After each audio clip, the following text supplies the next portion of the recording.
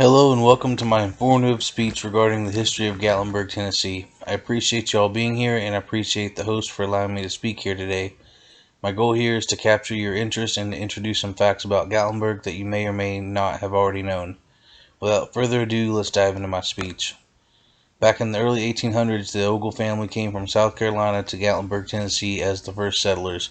The family built their cabin in what is known as downtown Gatlinburg, and while their cabin isn't there anymore, the cabin was reconstructed in the Gatlinburg Art Museum and is on display there. I've personally seen it myself, and it amazes me how the architectural structure differs significantly today from back then.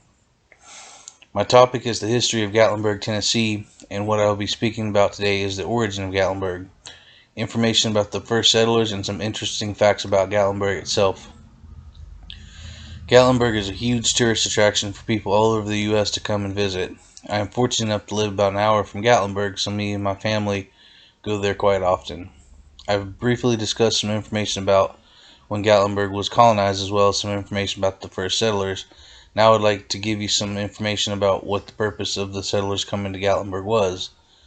The main purpose of the first settlers venturing into Gatlinburg was to create and colonize private land that had enough resources to sustain the Ogle family's life.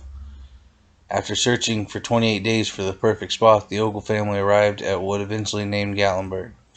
Initially, the family was captivated by the beauty of the mountains, and after venturing around a little more, they found the perfect spot to settle down and build a cabin.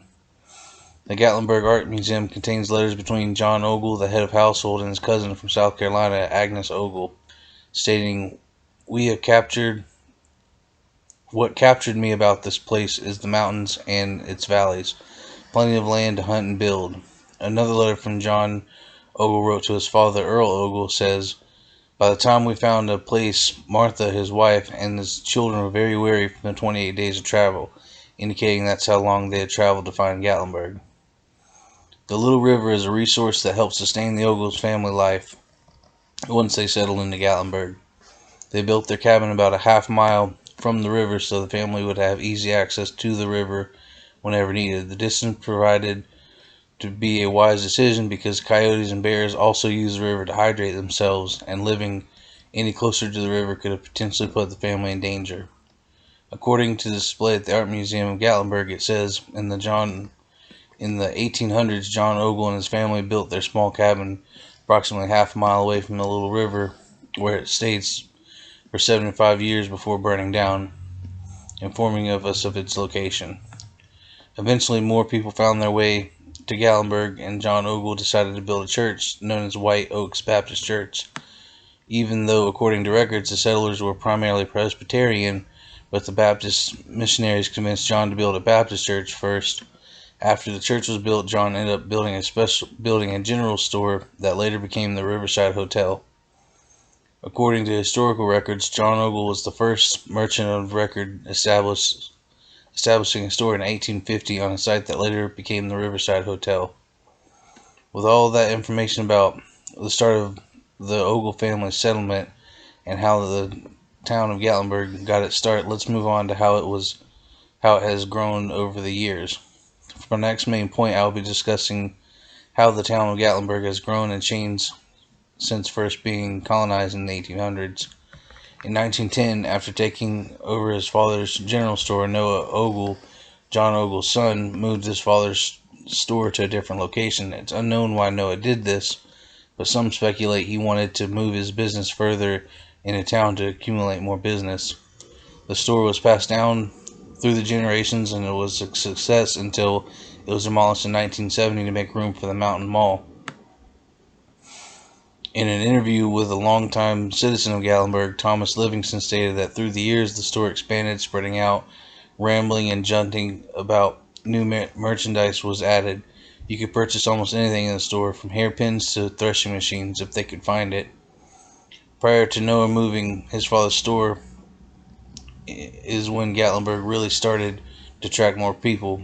By the early 1900s, logging companies were buying up vast tracts of land so they could harvest the timber to build more businesses. The seeds of tourism began when Greene County native Andrew Jackson Huff opened a sawmill in Gatlinburg in 1915. According to historical tourism population census for Gatlinburg in 1910, the population was 1,050 and jumped to 3,500 in late 1915, which is what prompted the theory the sawmill opened up by Andrew Huff is what caused the jump in numbers.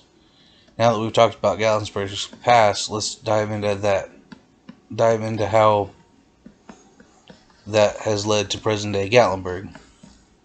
For my last point, I wanted to discuss how that jump in numbers inspired the ideas and plans to increase tourism attraction to Gatlinburg. One of those ideas was the town of Gatlinburg's petitioning Congress to pass what is known as the Weeks Act to allow for the purchase of land for national forests. The petition was approved the same year it was sent in 1917. With the purchase of 76,000 acres in the Little River Lumber Company tract in 1970, the movement quickly became a reality. Andrew Huff spearheaded the movement in Gatlinburg and area and opened his first hotel in Gatlinburg, the Mountain View Hotel, in 1919. The National Forest Reservation Commission website states the citizen wanted to create a national park in Gatlinburg, so they ended up writing a lengthy petition to Congress in 1970, and with a whole lot of luck, the petition worked. I know there's a lot of information to take in, but I hope everyone listening today learned a thing or two about Gatlinburg that you didn't know, and I hope you were able to see Gatlinburg yourselves one day so you can learn even more.